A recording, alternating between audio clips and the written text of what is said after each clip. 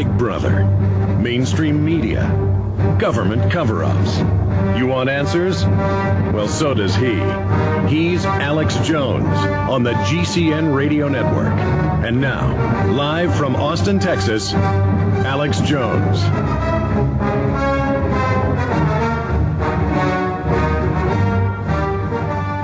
Ron Paul says, just come home. Let me tell you something, Steve. I will re-register as a Democrat and vote for Hillary or Obama before I would vote for a man who would bring our forward deployed men and women home and leave America open to terrorism. My father wouldn't vote for him. I wouldn't vote for him. Out of the West and into your hearts, it's the Michael Reagan Show. We're back, everybody. Mike Reagan here, 1-800-468-MIKE, 1-800-468-6453. This is the Michael Reagan Radio Talk Show. It is a gorgeous day. You know, every day here, Brad, is just really a gorgeous day in California. That's why I live here. I live for these kind of days. They are great, gorgeous, wonderful days. Anyway, back with you, everybody. Friday, of course, I was not here. I was out speaking in St. Louis, Missouri, if you will. On Thursday, I think it was Thursday. Was it Thursday, Brad, or Wednesday? I forget what day. What day was it, Dan? It was Tuesday. All right, Tuesday. You know, all the days seem to run together all of the time. I was telling a story about it. A man by the name of Mark Dice, who, in fact, is part of what they call the Resistance Manifesto. And, in fact, I was telling about the fact he was sending DVDs had plans to send DVDs, if you will, to the troops serving both in Afghanistan and in Iraq to try to, I guess, undermine the morale over there, tell them things that I just thought were absolutely outrageous, buying into the whole 9/11 conspiracy theory, if you will. I don't know what he's going to try to accomplish by that, but I said some things about him. I talked about the fact that, you know, if somebody just shot the guy, would probably pay for the bullets. And, you know, I shouldn't have said that. I really shouldn't have said that. Angry with him, yes. Upset with him, yes, for what he's doing. But I should not have said that. And I guess I said it. And I talked to Mark, by the way, over the weekend. And I said that, I think I talked to him on Friday, that, in fact, the reason I was angry and mad and all those kind of things is because, you know, I just, as you all know, you listen to my show, was just on the USS Ronald Reagan as she deployed 3 weeks ago today. She deployed. And I flew out to her, as I've always done.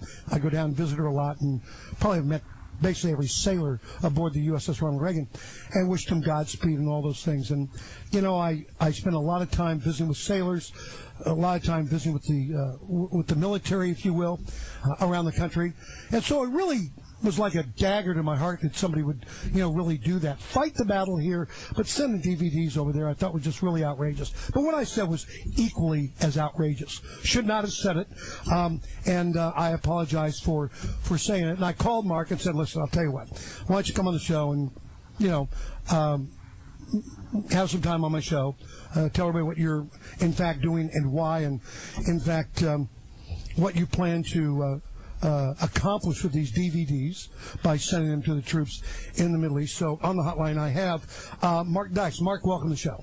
Let's make it clear, first of all, that you didn't say if somebody shoots me that you would pay for the bullets. You suggested that people find me and others and shoot us without a trial, and then that you would pay for the bullets. And you have a history, Michael, of making these violent statements. You've called for blowing up Muslim babies with grenades. You've called for the hanging of Howard Dean, and I just want to read you California's Penal Code 422, which states that any person who willfully threatens to commit a crime which results in the death or great bodily injury of another person with the specific intent that the statement made verbally, in writing, or by means of electronic device is to be taken as a threat, even if there is no intent of actually carrying out that threat on its face and under the circumstances in which it is made, is so unequivocal, unconditional, immediate, and specific as to convey to the person threatened a gravity of purpose and an immediate prospect of execution of the threat, and thereby causes that person reasonably to be in a sustained state of fear for his own safety or for the immediate family member's safety, that person shall be imprisoned in the court in the county jail, not exceeding 1 year, or imprisonment in the state prison. All right. I mean, okay, you and I talked about it the other day, and we can go back and forth about threats to my staff all over the country from your people calling and emailing. Oh no, but Mark, I want to get to the issue. Okay, I've apologized. That's all I can do. I can't do any more than Mark. I can't do any more than apologize for what I said, on the show. That's all I can do. I can't do any more. No. And I said I'd bring you on to talk about your resistance manifesto, and I'd just like to find out about that, why the resistance manifesto, why the DVDs to our military serving in the war, in Baghdad or in Iraq and in Afghanistan, and what you plan to accomplish by, in fact, sending DVDs and letters to our troops. So I'd like to really get to that if possible. Sure. But first of all, I want to make it clear again. You, despite your apology, you have opened a Pandora's box that can never be closed. The ramifications of your threats and your suggestions are enormous and frightening.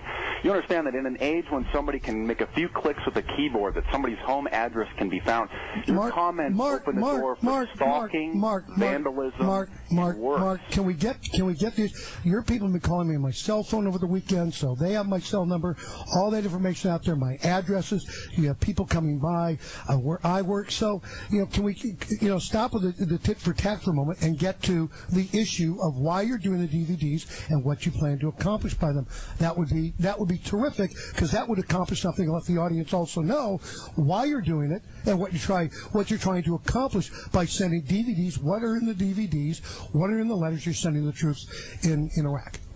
We're sending the troops DVDs of the film Terror Storm, which is available for free viewing on Google Video. And the details of this campaign are available on markdice.com.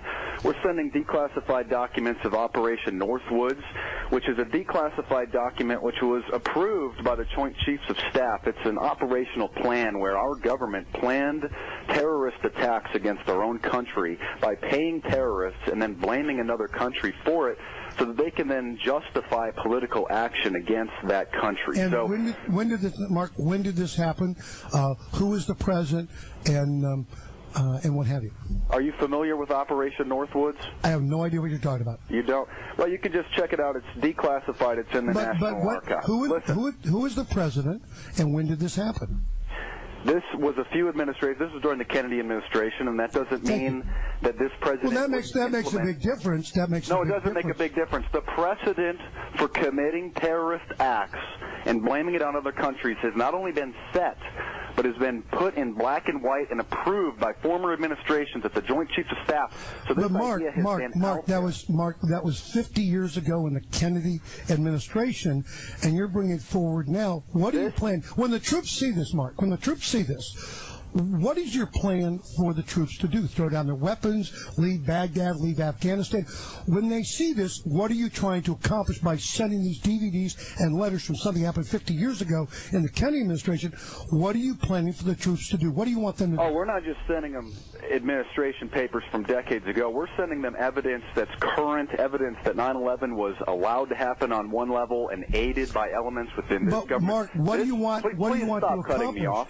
What do you want to accomplish by it? I'll get to that if you would just please stop cutting me off.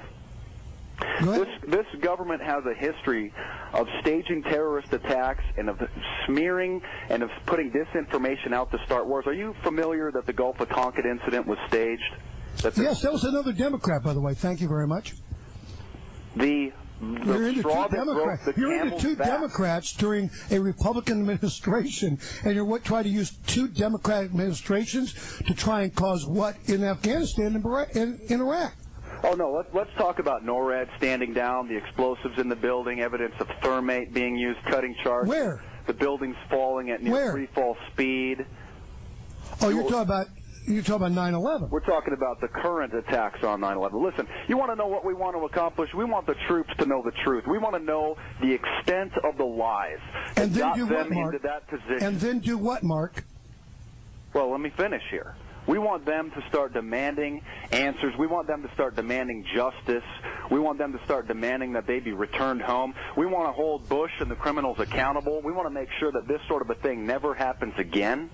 I've gotten emails from troops that are stationed overseas and in Iraq thanking me for this. Mm-hmm. Here's one email. Hey, man, I saw what happened with Michael Reagan on the Fox News thing. This is awesome what you're doing. About 60% of the enlisted guys I work with know good and well the truth.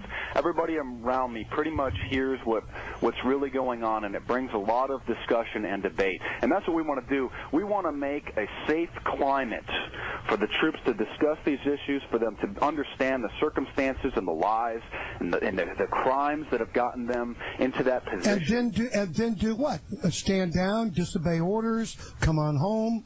What I mean, once they've got the information, that each individual soldier can make that decision on their own. Listen, more than 1/3 of Americans, according to Scripps Howard News Service polls and others, 36% of Americans believe that the American government corrupt elements, aided in the attack.